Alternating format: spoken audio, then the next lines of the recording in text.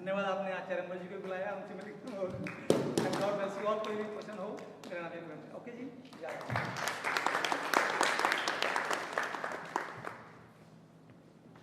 Thank you to our 5 gurus today who were here for sharing your wisdom, insight. बड़ी खुशी हुई है कि आप लोग आए. It's very nice. If you would like to invite them back and see if we have any questions and answers, please come on. And we'll give an opportunity. So Shivam and Ayush. So they will walk around with the microphone and give an opportunity for some questions and answers. So we'll run through about 5-10 minutes more, and perhaps we'll run through 5 or 6 questions. So does anybody have any questions? Auntie, aapko kuch?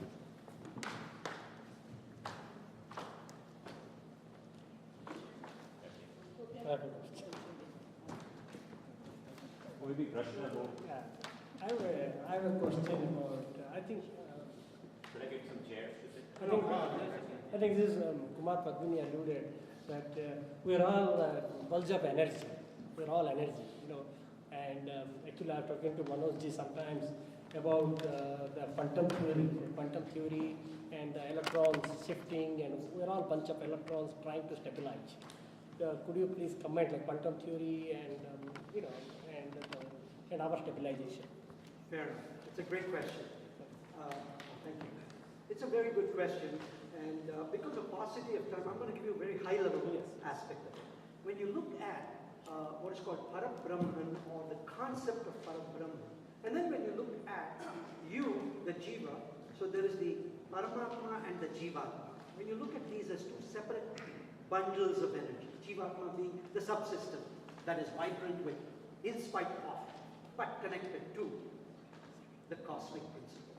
When you look at it from that perspective, it is primarily the instability of energy that we see in the quantum theory.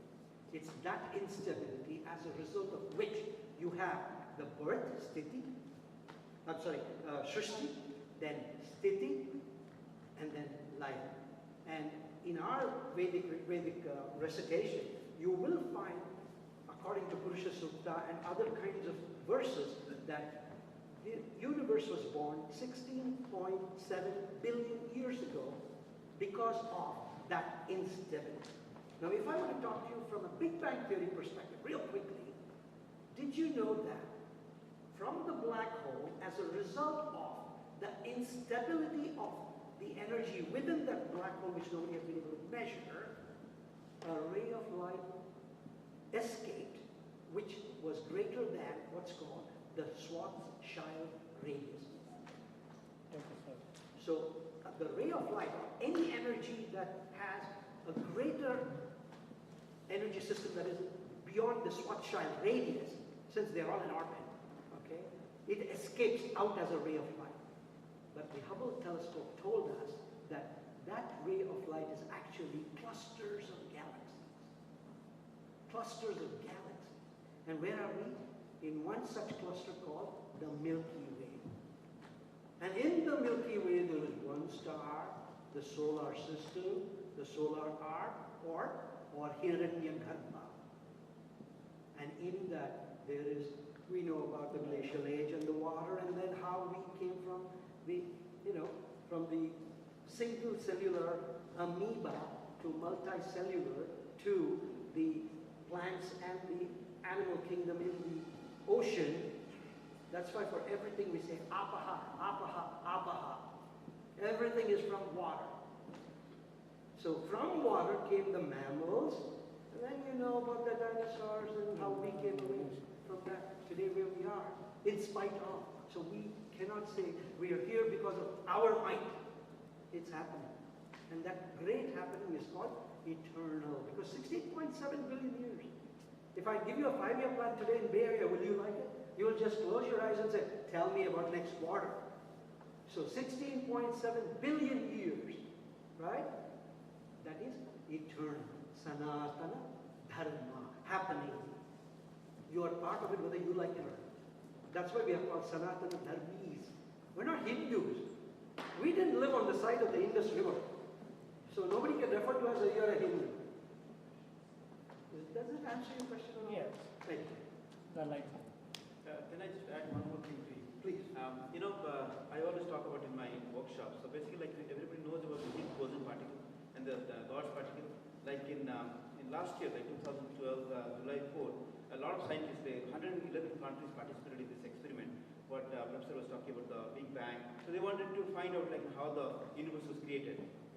So they made a big tunnel in the border of France and Switzerland, and they did a lot of research. India also participated in that. So Indian scientist S.N. Bose and one Swiss scientist, Peter Higgs. So they found something called God's particle. So their theory said like in the universe, I don't know, 27.6 billion, because if you look at the star, there are billions and billions of light years away. So I think the universe was created much even longer than that, right? So during that time, everything was scattered, nothing was combined together, like everything. So there is a God particle, there is a Higgs boson particle, we will call it, that binds things together, right? So I was referring to a Vedic, wisdom. So then this concept of prana gives it. Prana shedam vase sarvam ridive yat pratishthitam idam sarvam isab vyasam idam sarvam. That the whole concept is everything that you think in the whole world is prana. Everything that exists in the whole universe has an element of prana. If prana is not there, nothing will exist. There is total parish. This body is made up of 5 elements: earth element, water element, fire element, air and space. So Panchabhut, कौन बांध के रखता है? The प्राण. The प्राण is binding it. पिंड से प्राण निकल जाती है, then we are out, part of the 5 elements again. So this concept of prana is the basic thing of Brahma Vidya.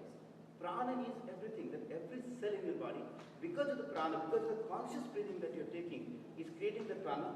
That's the photon energy in every cell, 70 to 100 trillions of cells in our body. And we started our journey with one tiny cell. So this is the whole concept of Brahma. So if you can just become more aware of our breath and say to yourself, as Mahendra said, like, Aham Brahmasmi, I am the spark of the universe. And every time remind yourself, and that is the state of awareness that you want to live. And that is what we call self-realization. We know that, but how to maintain that is the challenge. Thank you. I have a quick question for you. Just maybe a perspective on this. So yes, we can research the creation, we can have theories and perspectives and philosophies. But one major question is always, major question has been semi-answered, and I've been happy with the answer. Why the creation? Why have all of these created? For what purpose? Why? Why did creation exist? It's creation everywhere. Even to say the ray of light you saw. Why should even create that? You're right in the sense that Shiva Shakti says the same thing, where the black hole is a consciousness, pure energy at a stable state. Some energy and stability is staked out, the whole creation happens. Clearly, that can't happen just like that. There is some force to make it happen. Why? What is the game? What is the purpose? What is this all about? Why? I can address that in a way. Let's see if it is convincing at all. The reason I spoke about the instability also is because look at our question. There's nothing wrong, but we have become so rationalized that rather than being natural, meaning of nature. So the moment we leave nature and come to the intellectual world, we are nothing but a collection of intelligence through our buddhi and manaha, and we fed this database through the pancha indriyas, karmendriyas, jnana indriyas. Therefore, we have nothing but to ask this question of why did God create? More importantly, it's not just why purpose. We want a purpose, we want a logic. Look at the way we go to, instead of accepting, as you said rightly, that Shakti that has been, was, will be, and maybe momentarily at the point in time of Laya means what? Again, instability to come back into another word. That's why we say, Vaivasvataman Mantare and Kali Yuge, Prathama Pade. Yeah, that means this is not the first pada. We are in that pada we are here. So it's cyclical. That instability is happening in spite of us. All that we're doing through, that's why it is called nescience. Nescience means no logic. Do you think Einstein or Mark Zuckerberg or take anybody like the scientists, what do you mean? When Archimedes ran out of the bathtub and said, Eureka, Eureka, or when Newton found the apple fall, you mean to say nobody saw apples fall until aha moment. He felt good, vibed with that nature and said, wow. And we also keep thinking that there's a process of wow. I agree with you. There's no process. So I'm sorry to say that it's okay. The question is fine because we're still human. We are at the intellectual level. So we keep with this quest of what is this purpose of life? In fact, there's a beautiful book from the Edgar Cayce library. Edgar Cayce was a great psychic of the early 18th century. So all that he did was, just in case people are interested, please refer to his books. All that he did was he would go in, because you mentioned earlier, he would go into trance and people would record all his recordings. And then, because this is America, they would research on the findings of those case histories. And finally, there's a book by a professor called Thurman, if you can refer to that, it is Soul Purpose. And when you read that book, you say, wait a minute, where did he get this from? It looks like it's Upanishads. It looks like it's Taittiriya Upanishads. Oh, look at it. Why? Because he's talking about how do you identify that passion that you are. What is passion? The vasana bundle, the samskara bundle that we have put into our what? DNA.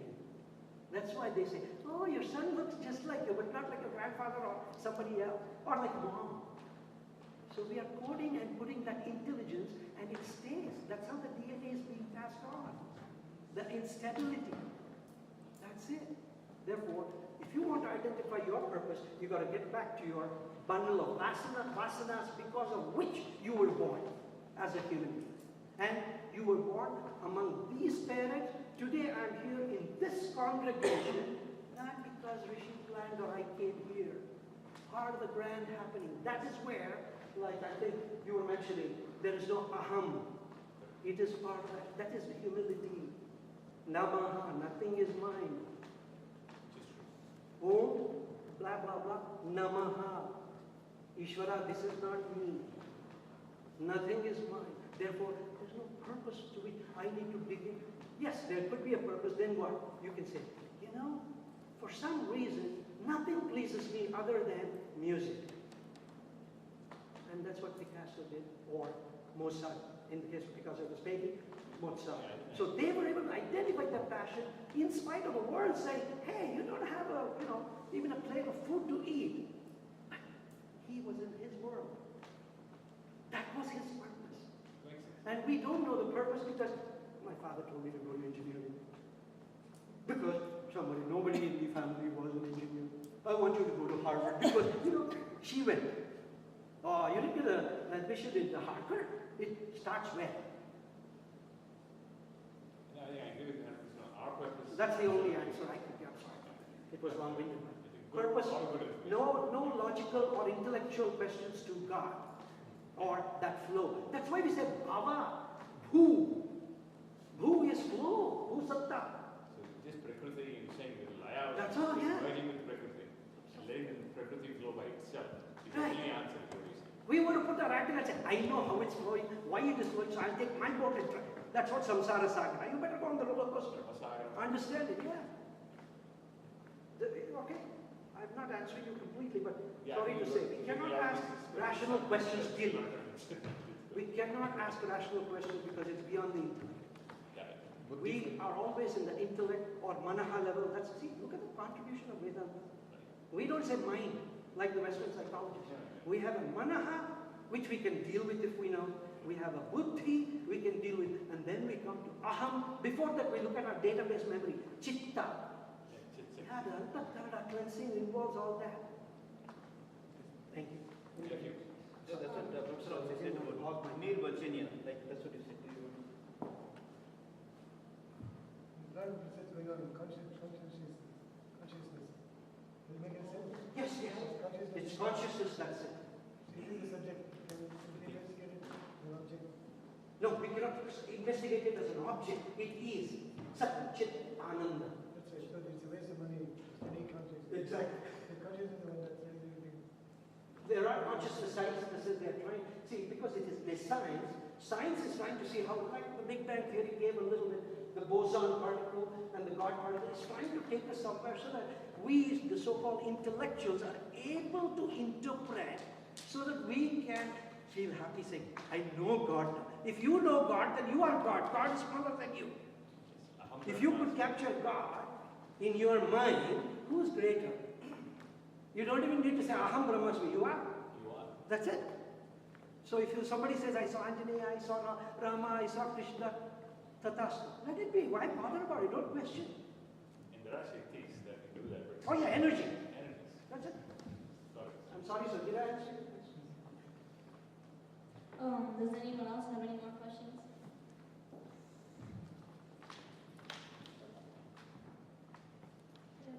So I have a question for you and Anuj. Yeah, Manoj. So today is the first time I learned, and I never had heard this before, that God is an acronym. So that's very interesting. I've never heard this before. Generation, operation and destruction. Yeah. So that's This is the Swami Maharaj. So actually it's a process, like to really understand that, there is no ego, like everything is getting created, everything, like you look at your body, like trillions of reactions happening. You're not the same person in the next moment. That's what they say, you can't take bath same 2 times in the same river. By the time you finish the bath, the river is different. 70,000 miles per hour is the speed of the earth around the sun. That means every mile, by the time we finish our goal, we have already moved 200,000 miles. Right? Such a dynamic.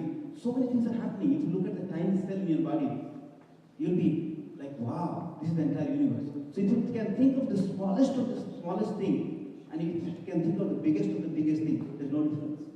Such is the paradox. Such is the beautiful, the cosmic intelligence, what you call. Like you asked the question, what is the purpose of creation?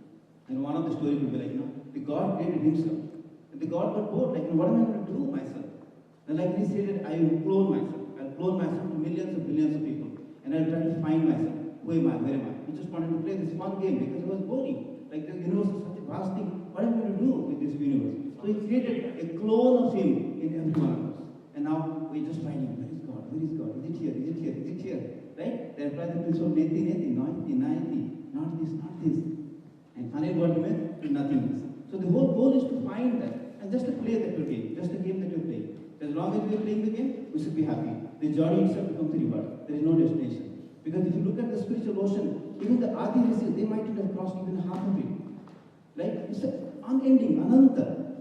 Like, it's no ending. So it's just the journey. So we come here to find what is that unconditional happiness, what is the truth of life, what is this happen. So that research has to go on. That's why we are scientists.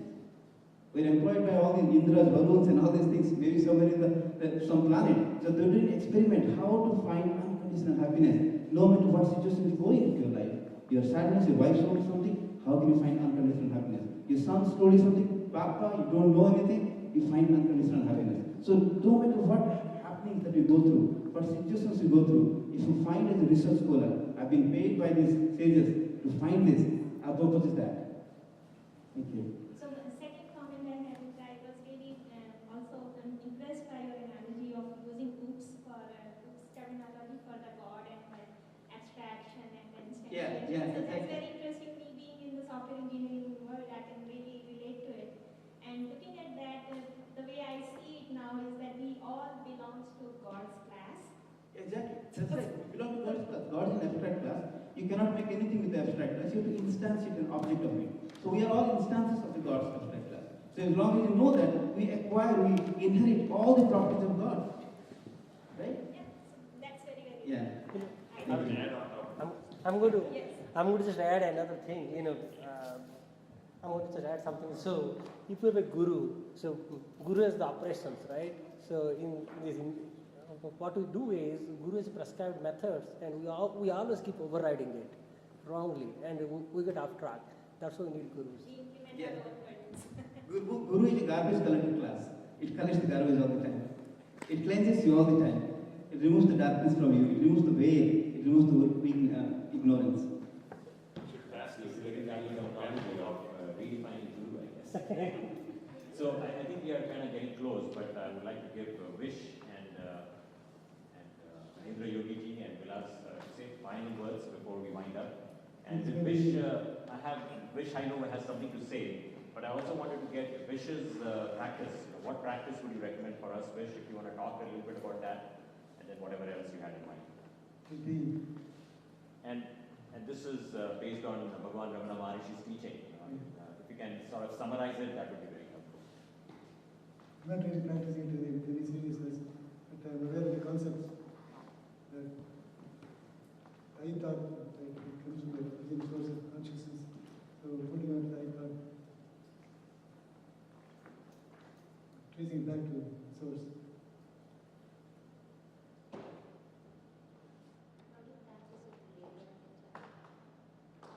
You know that I exist, my hands, my stretch, my back. This is really a legitimate question. The way to, according to Bhagavan, the way to find that is to hold on to the I thought. Exclude the second person, third person thoughts. Hold on to the first person thought. But linking back to the source in the consciousness.